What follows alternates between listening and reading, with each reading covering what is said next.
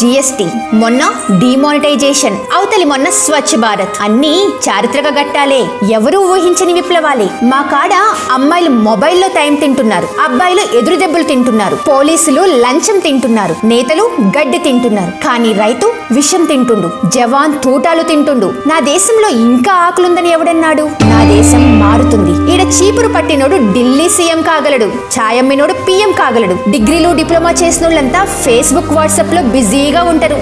ఇంకా నా దేశంలో నిరుద్యోగం ఏడుంది? నా దేశం మారుతుంది. జపాన్ వాళ్ళు 7G ట్రయల్ చేస్తున్నారు, మరి మనోళ్ళంతా 11 గ్రూపుల్లోకి ఓం నమ శివాయ పంపి ఫ్రీ రీఛార్జ్ కోసం ఎదురు చూస్తున్నారు.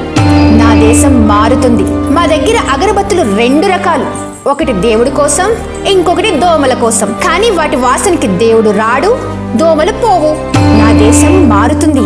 కడుపు మాడిపోతుంది, అయినా యోగా చేయిస్తున్నారు. జేబులో చిల్లర లేదు, అయినా బ్యాంకులో ఖాతాలు తెరిపిస్తున్నారు. తలదాచుకోవడానికి గూడు లేదు, కానీ పాయకానాలు కట్టిస్తున్నారు. ఊళ్ళల్లో కరెంటు లేదు, కానీ డిజిటల్ ఇండియా బాట పట్టిస్తున్నారు. మనం కులం కంపులో దొర్లుతున్నాం, రోడ్డు వంపుల్లో స్వచ్ఛ భారత్ అంటున్నాం. మన గోవులు హైవేల మీద చస్తున్నాయి, మనోళ్ళు గోరక్షణ కోసం చంపుతున్నారు. డాటా ధర తగ్గుతుంది, టమాటో ధర పెరుగుతుంది. ఇప్పటికైనా అర్థమైందా? నా దేశం మారుతుంది.